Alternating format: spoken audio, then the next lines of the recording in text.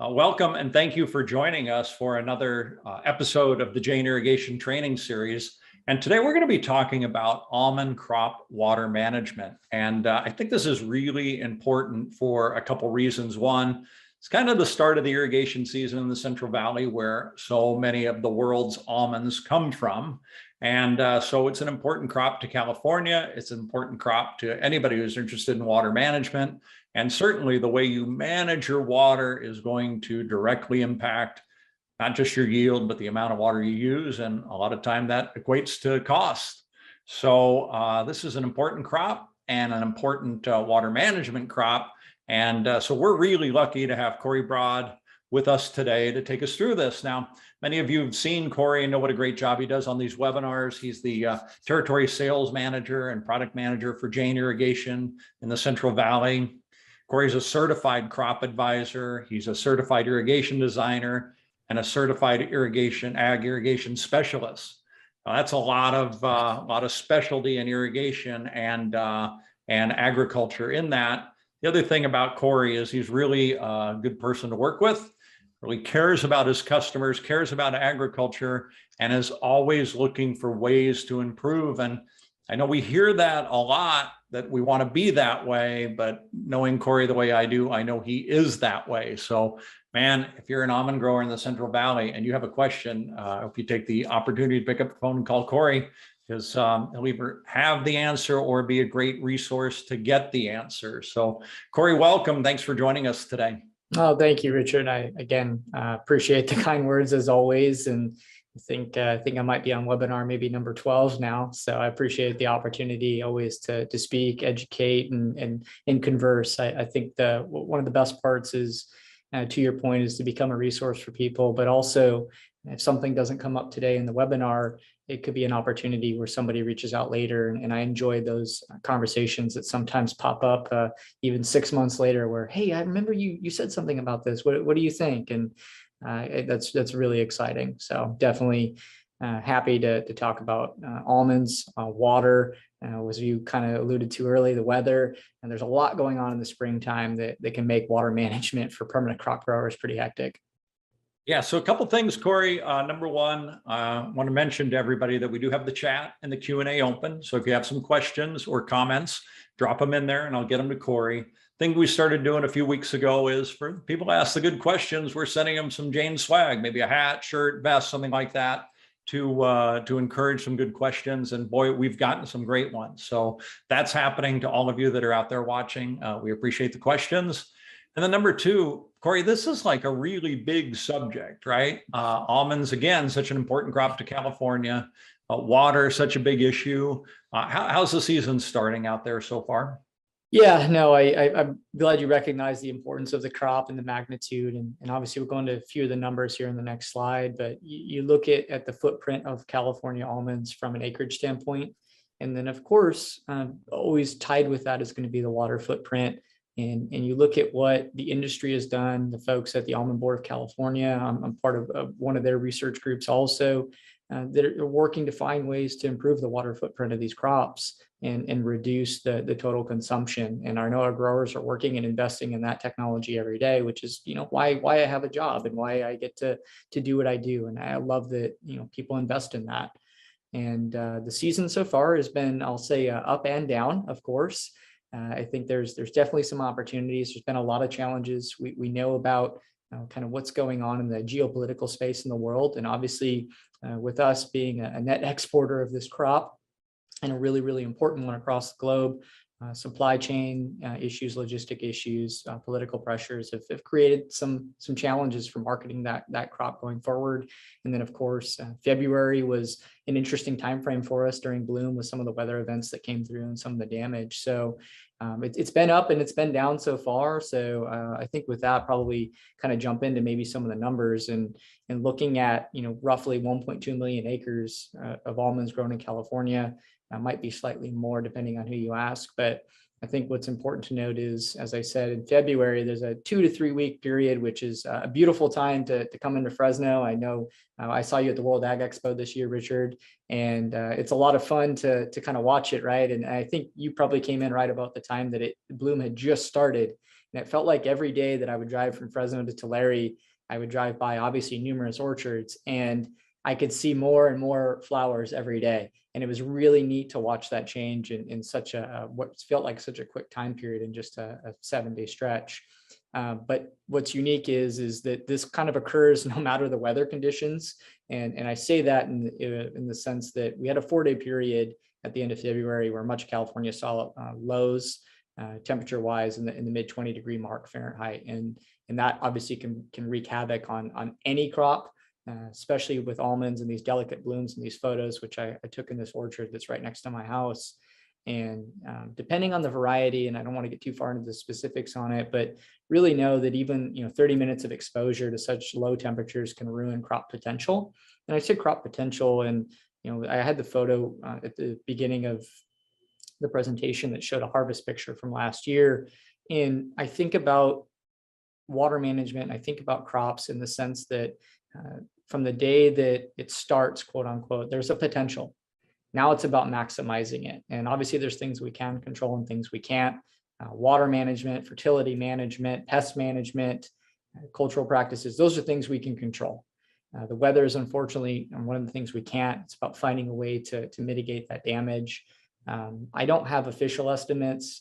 In May, the subjective forecast is going to come out from the USDA, but from what I'm talking to people who are in the almond trading business, obviously the almond growing business, overall estimates across the state are that about 15% of the state crop was damaged and or lost in that freeze event, which is, again, we're talking about a time frame where things are the most expensive they've ever been from a growing perspective. Commodity prices are have a ton of pressure on them, and then this is just another thing, if you will. But nonetheless, I still think there are some opportunities for growers and to kind of push forward, and then also some ways to maybe help mitigate this going forward. And again, just to show you an example, this is from an orchard that I perform water management services for, and so we have a weather station out there and soil moisture probes and all the gadgets, right, to make sure we're as prepped as possible. And you can see I have this yellow circle kind of at the top that I put in here to kind of show you some minor irrigation events we did. Unfortunately, this field is equipped with double line drip, not a sprinkler system. But the good news is that we've done that because they have a flood irrigation system, which is obviously going to put out a larger volume of water than even sprinklers, and hopefully help protect as much as possible. But you can see in the yellow circle that I put down towards the bottom, you can see those lows that were dipping down pretty low. And so what's nice is at least with the GeneLogic technology, I was able to look at the forecast ahead of time and know that this was coming and kind of what the predictions were going to be. But also I could track what was happening in that orchard and understand and be able to go back and review the data and say, okay, how cold was it and for how long? And then also manage it and alert based off of that data, where I was getting text messages at midnight, 1 a.m, telling me, hey, you've hit this temperature threshold. And so again, from a management perspective, giving really us the ultimate control that we can get in this kind of circumstance. And so challenge for sure, but definitely an opportunity to leverage technology and try and protect the crop the best we could. Yeah, a couple of questions coming in, Cory. The first one, 15% maybe damage to the crop. Have we seen an adjustment in the price yet? I mean, 15% seems like a lot. Is it going to change the pricing this year? Great question. I will say this, I'm a water professional, as all my designations say. I definitely know a lot about ag, but marketing is probably not my strongest point. I would say, though, that in the network of people that I have, the biggest issue is there was a good crop potential set for this year, and we came off another record crop. So we had 2 back-to-back record crops in the middle of the pandemic and logistic challenges. So it was hard to export crop. So you think about 15%, we had a very, very large, I believe it was like 925 million pounds of carryover from last year. It's marketing opportunities. So even though we might have lost 15% of the crop this year, there was so much inventory, quote unquote, that I don't know if that's even just maybe considered an offset at this point. Again, I'm not a marketer all day, but these are some of the data points that I've been previewed to. Pretty interesting, though. Pretty valuable data points. So thank you, Cory. Absolutely. And then we have another question about what actually happens to these blossoms freeze and fall off the tree, or what happens with the freeze? Yeah, I mean, the phenology of it, again, I don't have all the detail. There's probably a lot of people that can answer it better than me, but yeah, freeze. And then obviously it can basically just kill the bud. You can see some instances where essentially they kind of like swell and pop, right? Because frozen water expands. So it's really just something that terminates the bud and essentially, gets rid of that crop potential pretty quickly. And like I said, some varieties are more susceptible than others because they tend to bloom. I talk about this 2 to 3 week time. There's some that bloom earlier than others. And then from general research, we found that they're just more sensitive to it. And so, yeah, just 30 minutes exposure at certain temperature thresholds can really decimate a crop. And one last question on this slide, Cory. The 5.9, the 3.4, the 2.8, and the circle yellow, what do those signify?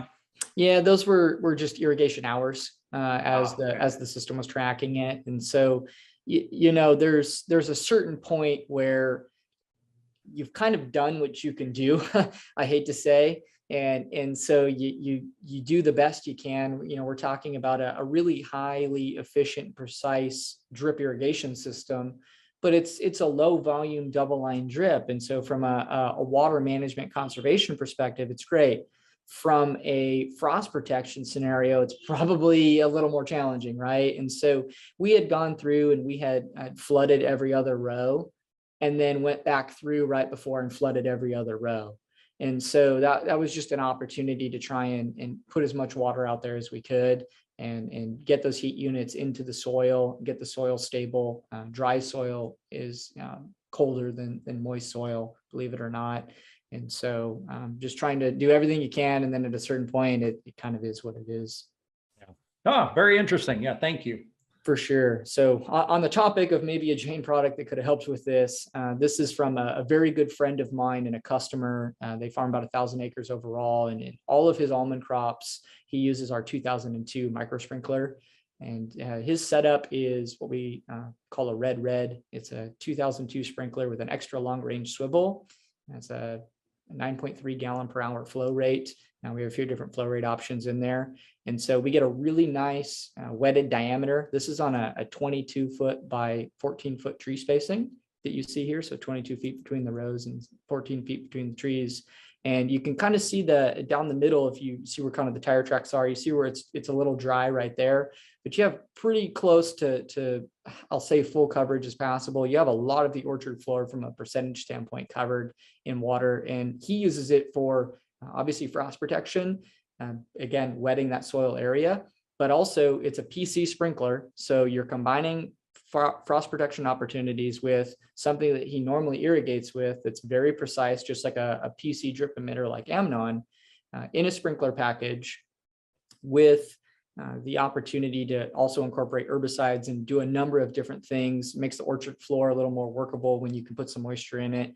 He's been very, very happy with it. And every new orchard that we put in with this grower, he specifies the sprinkler package. Yeah, so that is frost that we see down the middle. Yes. At first, I thought it was dry soil, but it is frost. Yep. Yeah.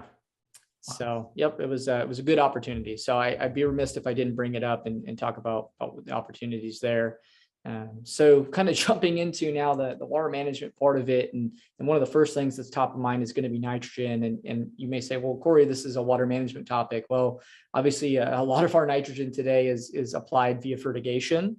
And also there's a symbiosis, right? There's a relationship there between nitrogen, the environment that it's in the soil, how it's applied, and then also its potential to move with water.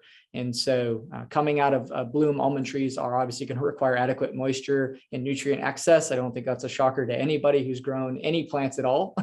But nonetheless, an estimated budget from March 1 to April 15th for almond trees, they're roughly going to use about a third of their annual nitrogen budget in that time period.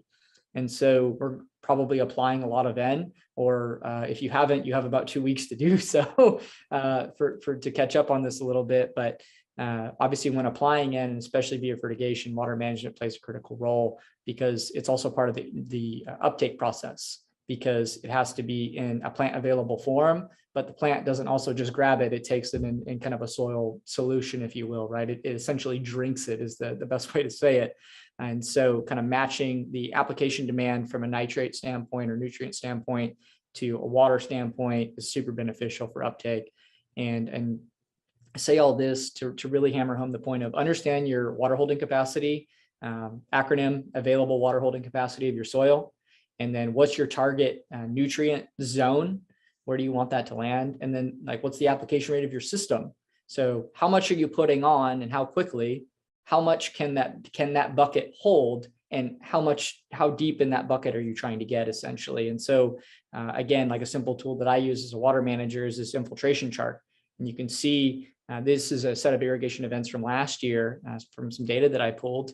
And most of our irrigation events, which are these long kind of wide blue columns that you see there, and then you see kind of the darker shading of the water coming down into the soil profile. I drew a red line across it at 24 inches. Most of them landed at 20 inches to 16 inches, which is great for nutrient uptake, great for water uptake. And kind of towards the end of that time period, yeah, there's one that maybe got down to 36 inches. So I'll give myself an A minus, but nonetheless, I think we did a really good job of managing water in that time frame, and then also putting on nutrients and putting them in the right place, right? The 4 R's of kind of nutrient management and what they're teaching today. Yeah, so Cory, so this year, due to the lack of rain, I think there's a lot less moisture in the soil. What techniques are you using to combat that? Yeah, no, I spot on, and that'll actually play perfect into the next slide that we're going to do. And in that, yeah, having a soil moisture probe, something as simple as that, where you can sit down and it's reading and it's saying, I've been calibrated, and this is how much moisture I can see in the soil and how much is available to my plant. And that's agnostic to an almond tree, a pistachio tree, a tomato. It doesn't matter. It's just saying, here's how much is present. And then obviously, we can pull that data in and interpret it and say, okay, this is how much I have. I know how much I'm using or should be using. And is that going to be enough? And then we can start making our application. So literally something as simple as putting a probe in the ground can actually be very, very reliable information. Yeah. Okay, cool. Helpful. And so kind of getting into that, so that's perfect. With below average rainfall across much of California, irrigation, I will say maybe tongue in cheek, has likely been necessary to this point. I'd say it's been very necessary in most crops, and especially in almonds. I say the average water use for mature almonds in March is near 2 inches each year. That's based on historical data from UC and the Almond Board in different places. And I say average in that Kern County might look different than Fresno County, which might look different than the Sacramento Valley. So average, right in the middle, Fresno, the world revolves around it. So it works out pretty well. And so obviously something that's kind of a starting budgetary number, but year-to-year weather changes, like we just talked about earlier. There's gonna be 97 at the end of this week and 64 3 days later. So there's a lot of variables, especially early in the season. And then again, that orchard location is going to impact that value, because there might be windier in an area, which will increase ET. Again, could be hotter, could be cooler, so on and so forth. And again, for me, I think there's an opportunity here, and that's to measure and I put it in bold, your orchard's water use with technology. And I think it's important because ETO and KC is a great starting place, talking about this 2-inch budget. But there really is an opportunity, I think, in a lot of orchards to potentially save inches per acre for 2022 and even beyond. And that's going to be important with, again, Sigma water budgeting strategies, cost benefit analysis too of making these irrigation applications, because that's not free either. So kind of, if I can, I'll kind of jump into this part of it and pause afterwards. So again, in the last 30 days, roughly, These are some data that I pulled from some of our geologic sites on the left-hand side. And so you can see, I have an orchard in one location that used about 2.44 inches in March. And then I have one that used 2.21 inches in March. And again, it's been kind of a different year, right? A dry year, a tough year. And then on the right-hand side, I pulled some ETO data from a publicly available weather station. And I pulled some crop coefficient curves off the internet and threw them together, and it told me I needed 2.49 inches. Okay, well, if I'm the top almond orchard up here at 2.44, it's 0.05. It's pretty close. I'll say that. But think about, this is just showing an 18-acre almond block down here at the bottom, but you're talking about 2/10. Well, even just 2/10, and thinking about the average application rate of an irrigation system in California, that could be 6 hours of runtime. So maybe let's just say 8 hours. So then I've got to think about the pumping cost on, a 30 to 40 horsepower pumping plant at 12 to 15 cents a kilowatt hour. It's $30 just in electricity. And then I've got to pay somebody to go out there for an hour, turn it on, make sure it runs, go back. Now, all of a sudden, do I have a $100 to $200 irrigation event? I mean, just in one irrigation event that could be different. So those are the things that I think about when managing water, and really the value proposition for our customers, whether they're 18 acres or 1,800 acres.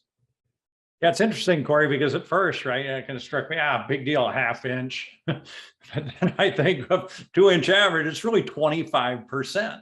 Exactly. That's a big number.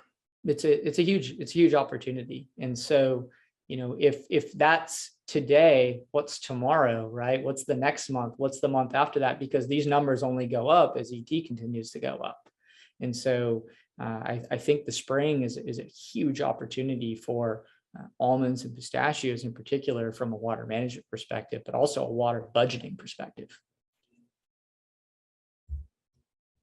And again, showing you visually what this looks like, right? I showed you some charts and some numbers and different things, but really like literally painting a picture as part of our service.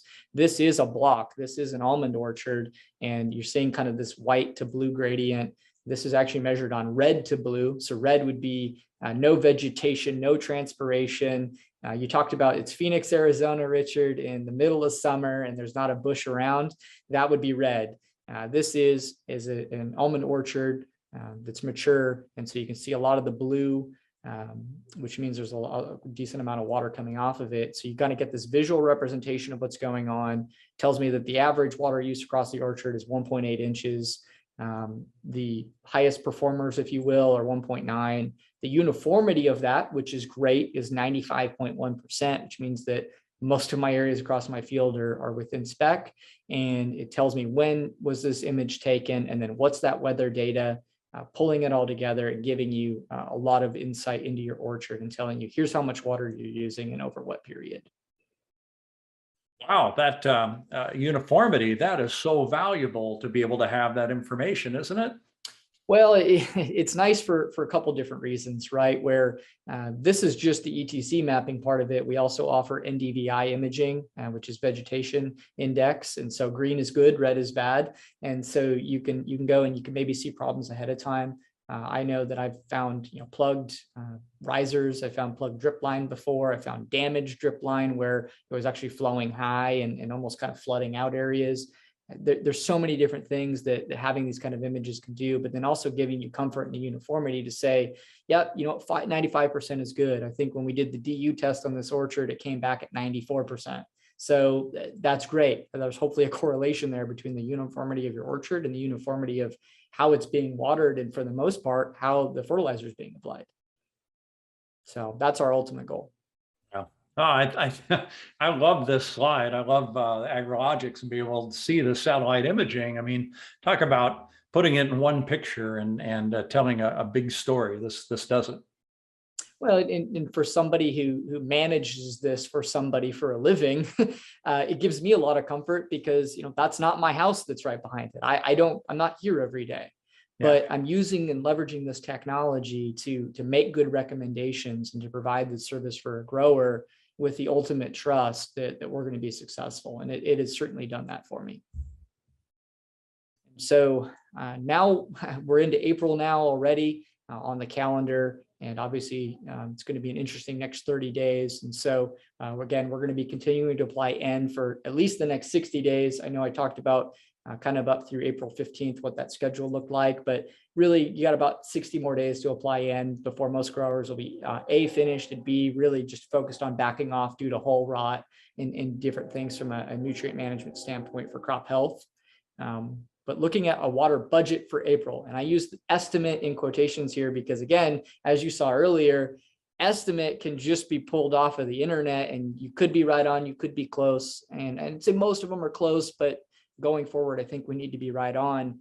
We're saying 4.85 inches in Fresno, could be up to 5 inches if you, depending on what model you pick. And again, the question, Richard, is it going to be hot? Is it going to be warm, or is it going to be normal? I just told you in 7 days, I've got a high of 97, a low of 64, and everything in between. So I can't answer that question for you. And if I can, well, I'll get my meteorology degree. So can we rely on data? And I think we can. And looking at agrologics data and some of the peaks that we had in temperatures last year, we saw some ETC numbers that were near 6 inches for 2021 for almonds. So again, to your point earlier, okay, let's just say it's 5 inches on the estimate. We saw 6. Well, that's 20%, right? Right back to your point. So that's a huge opportunity. And so looking at most of our irrigation systems that I run across in the Valley on their application rates, we're probably going to be about 160 hours runtime for the month, just based on some budgetary numbers. So if you're planning on running 40, my guess is there's probably some unique circumstances, or you're wrong. If you're planning on running 200, please also give me a call, because there might be a way that we can get that number a little bit more manageable. Yes. So Cory, is there any way to correlate these I mean, this is unreal last year, 6 inches in April. Does that help or hurt the crop? Depends probably on your school of thought, I would say, from a crop management standpoint. I would say that a lot of 85, my grass does really well when it's 85 degrees and sunny all day, and I give it the appropriate amount of water and fertilizer in that time period. When it's 105, eventually it doesn't matter how much water I give my grass. It says, I'm tired of you and I'm done with this. And when it's 60 or 50, because I live in California, it doesn't get that cold, eventually it also says I'm not that interested in participating either. So I would say that there's definitely a way to correlate it, in the sense that if you look at just daily ETL, you look at daily weather trends. I showed you the weather data from our orchard that we have here. I can very easily tap into last year's data, look at what it looked like in April, and try and see, okay, was there a direct correlation? I'd say absolutely there is. And the reality is if every day in April was 85 and the crops were well watered and well taken care of, I'd say the crops would do really well. If it was 97, 60, 70, 97, that gets hard on crops, because there's a lot of things that are going on phonetically that's going, wait a sec, I don't know what to do here. Right. And thanks, and this is a question, but thanks to Jane Logic, you have that information. Absolutely. 100%. I can go back through and I can look at today's information, and I can look at, as long as I've had the information available. I mean, some of our customers, we have 10 years worth of data. So yeah, there's nothing like, you want to talk about averages. There's a great way to pull averages, but pull averages for your orchard, for your vineyard, for your crop. Right, because then you could go back and you could look and say, gee, when did we have a big freeze at the end of February before, and what was the end result? And now you can start making some better management decisions. Is that right? Well, 100%. I mean, if you look back and you say, wow, most of the growing season was what we would identify as normal, except for this freeze that happened. And we put on this much water and this much nutrients, but we had 10%, 15, 20% less yield, but everything else was, quote, normal. Okay, well, what happened during that time period that was off? And we can go and identify when those things are off. You can find the outliers. You can find what's going on. Now you sit back and you say, okay, what's the value of this crop? Okay, yeah, I'm going to go put in sprinklers now, because I want to make sure that I can protect this crop. Yeah, super valuable because I mean, I can remember back maybe a year or two, depending on what else is happening for markers in the year. But to have all this that I can go back and research, wow, what a great tool. Absolutely. So no, and that's why I'm happy to share. That's why I'm happy to use it. I tell people all the time, I'm just as much a customer as you are because I'm using this to provide a service for people, and I count on it just as much as you do. Yeah. And so again, kind of talking about most almond application rates that I see from an irrigation system standpoint is about 0.03 to 0.04 inches per hour. I found some that are lower. I found some that are higher, but again, roughly that's what we see. And so giving you an example, if I have a 22-foot by 16-foot tree spacing, got double line drip, half gallon 24, I would say that's the Fresno special right there. I see a lot of that in the neighborhood. You're looking at 0.038 inches per hour application rate. And so kind of going back to those estimates, 4.85 inches divided by 0.038 inches per hour, that's 128 hours. Told you could be up to 160. But to get closer to that number, you got to factor in DU. And so I'm going to give you a 0.88 DU, Richard. I think that's probably generous for some of the orchards that I've been in. It's also low compared to some of the ones that we've been in where, we did a lot of DU testing last year for our water management customers. And it's the first thing we do when we enroll a new field is test it. And we found a lot of folks in the 90s, which is great to see. We also found some folks that were definitely below that number and helped them improve it. But you now add that in as a divider, and now I have to run 146 hours. And so just taking that number and thinking about 30 days, I've got to run 4.8 hours a day. So kind of thinking about how most people are probably going to approach this from a plus or minus perspective, it's maybe 3 days a week and 12-hour sets. So if we've set on that now, Richard, is, hey, I'm going to come in at 6 and I'm going to turn it on, and I'm going to leave at 6 and I'm going to turn it off. And I'm going to do that 3 days a week. Okay. Now the question is back to that available water holding capacity. Can your system operate 12 hours continuously without infiltration of your water and your nutrients exceeding the target management zone? It's a big question and a lot of words, but it is the question to answer, because you can say, I know what my net need is. I know that I need 2,500 calories a day, but probably eating it all right now at lunchtime, Richard, is not the best way to go about it. Right. So how would I know? How would I actually know this answer? You call me, we get this information in your field, and we build a plan. And again, I know I'm selling everybody something right now, but it's truly the only way to do it. You have to understand what's going on in the field. When we come in from a comprehensive standpoint, we look at your irrigation system, we look at how it performs, we understand your soil, we know what your crop needs. We're pulling all of this data together. And again, this all looks scary, right? You're thinking, wow, Cory, you're going to put all this stuff. Well, this is from a water manager, what I get to look at and what I get to enjoy looking at. And I would say proficient at, because we do it all the time, but we teach you how to use it too.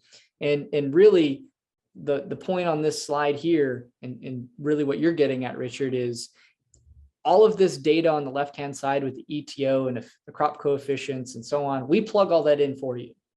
And then up at the top where you see the 43.5 and the 12 and so on and so forth, it just says, this is how many hours the forecast is calling for. Here's how many hours you have scheduled, and here's how many hours you've ran so far. As easy as that, right? It's just balancing a checkbook.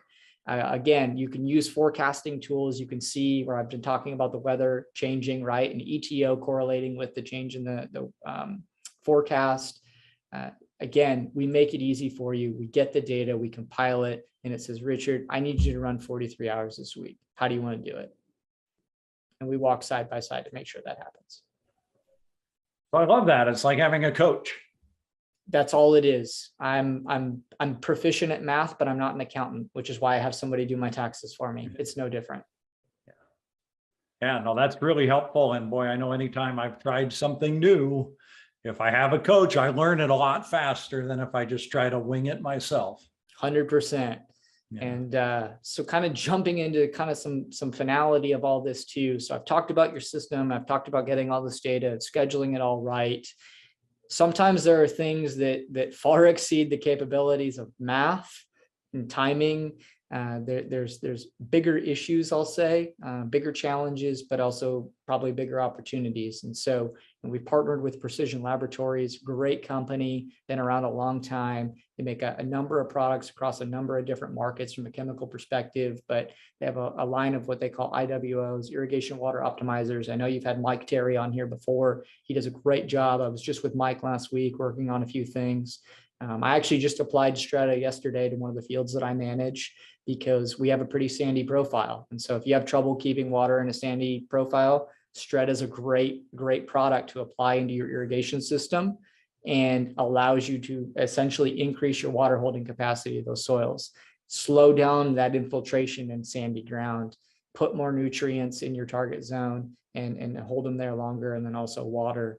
And then conversely, a product like Quicken, if you have trouble getting water into your soil profile due to structure, chemistry, so on and so forth, Quicken is a great product to, again, treat the water and help get it into the soil to maximize the value of it. Because again, we can apply 43 hours, Richard, but if it all sits on top and doesn't go into the ground and half of it evaporates tomorrow when it's 97, that's probably not net benefit to us, our crop, or our pocketbooks. So if you're interested, please reach out on more information. I don't want to get overly technical in this presentation, but I'd be happy to talk to you about kind of the costs around this, again, additional information and help you keep that water in your zone. I talked about DU. Again, goes back to the core competency of our company.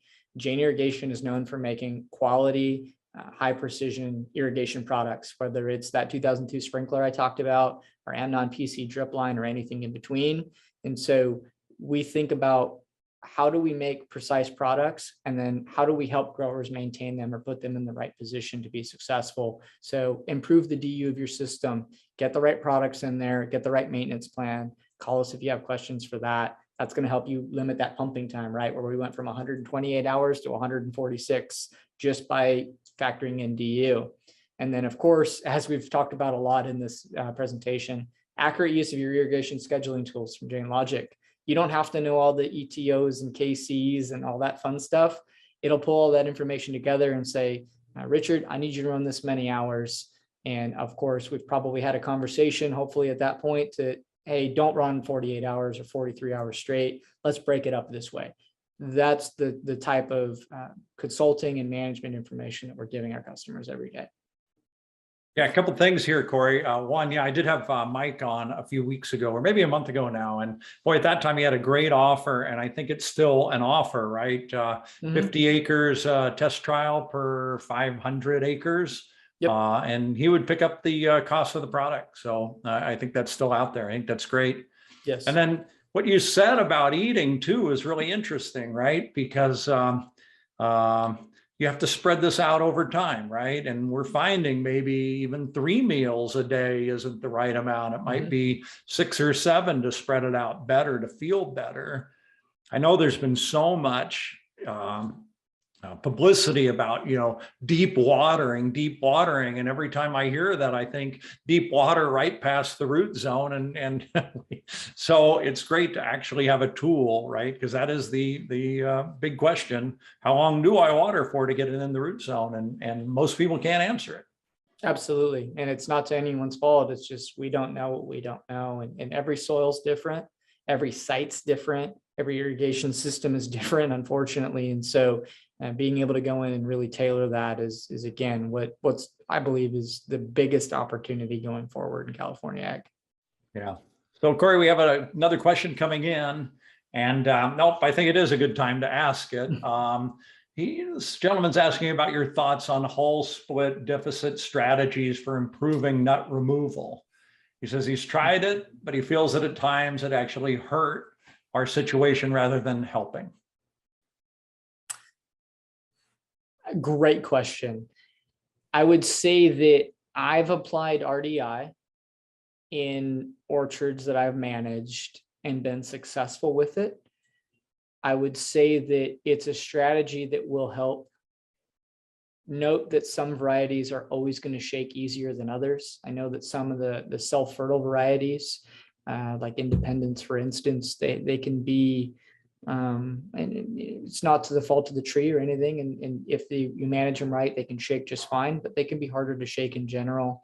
I would say that knowing the variety is key. And then also kind of to your point, Richard, if you have deep moisture and you know that it's there, the big challenge in almonds is that, exactly to this gentleman's question, is in the middle of summer, I'm in theory going to turn or reduce water by 50% to 80%. And then I've got to use this irrigation system that might be putting on 0.03 inches per hour to fill this thing back up before August, but dry down enough that I can get my equipment in there.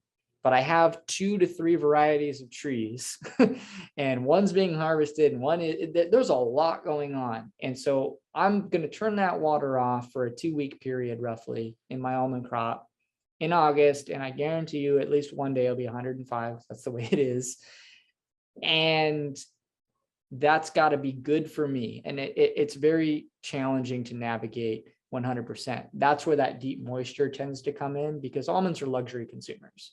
If you put water at 8 inches and you put it at 48, they will take the shortest straw, as all of us will, and they will drink from the shortest straw. But if you do leave water down there, and I see down there in that 3 to 4 foot zone, they will use it, but they're going to use everything else above it first. The problem is we have to get through hole split and then be able to fill the profile up enough to feel comfortable, but also not introduce opportunities for hole rot and things like that. And that's where the standing water comes in and a number of different things. So I would say that the RDI is helpful. I would say that that's also a great opportunity to talk to us a little bit more and kind of see exactly maybe where you could tailor some things in, because I think there are some opportunities to expand on that. Yeah, well, what a great thorough answer, Cory, and really interesting, right? Because as often in the water management world, it answers, it depends. It depends. One of my favorite professors in college at Fresno State, which I'm very proud of. We'd ask a question, he'd say, "Well, it depends," and we'd all be like, "It's college, right? It's black or white," and he'd be like, "Not in the real world, it's not." Yeah. And water management, it can be that way. And to that exact question that just got brought up is one of the things that makes me think regularly and keeps me up a little bit on how to maximize that for my customers. But for also a thorough but maybe quicker version of some of the things I've talked about, our Almond Orchard Solutions Guide is up online on our website. I worked with Michael Darawenko and the team to help put this together, so I appreciate the help on that. And just kind of tell some of the stories about that 2002 sprinkler that we talked about, kind of how it performs, some of the experiences of our customers. I'd love to talk to anybody more about this product. It's something that I've sold a lot of for now almost 7 years, and certainly enjoyed working with, and really has an opportunity to fit almost every orchard application. That's great, Cory. And man, this has been really helpful. If somebody wants to call you after or email you, do you have that information for us? And right here. You already do. Yep, I'm hopefully one of the easiest people to find in irrigation. I think me. That's part of what I do, and part of what I do online with LinkedIn and all kinds of other social media platforms. So try and share experiences, thoughts, ideas, collaborate with people, and be as available as possible. So yeah, if you have anything, please reach out. And it's a busy time of the year for everybody, but I promise we'll get to everyone and keep everybody growing. Yeah, and I certainly witnessed at World Ag your popularity from your social media posts. Everybody knew Cory, that's for sure, and that was great to see. So, and I say it's because of your social media posts, but it's more than just getting it out there. It has to be good content. You have to actually know what you're saying and doing that at the same time. And that's what you do a really good job of, Cory. So thank you. No, thank you. I appreciate the opportunities to share what we do as a company and as an industry. And Jane's certainly giving me that opportunity, the Irrigation Association, and many others. Yeah. So, and I want to thank all the viewers. It's great to have you spend a portion of your day with us. I'm sure you, I hope we got the information you needed to be more successful this year with your almond crop. And we're looking forward to seeing you back for future presentations. As you know, all our webinars are on the janesusa.com/trainings website. You can see them all there, as well as wherever you listen to your favorite podcast. We pull the audio out of these, put them on podcasts, and I'm always surprised and pleased when I see how many people are downloading these and listening to them during their workday. It's really nice to see everybody improving and getting better at water management. So again, thanks a lot, Cory. Appreciate your time. Yep. Thank you, Richard, as always. Okay. Thank you, everybody. We'll see you on Friday. Mike Palumbo is going to be here on Friday talking about ways that you can use managed groups in the Jane Unity software. So it should be very interesting. So thanks. We'll see you Friday.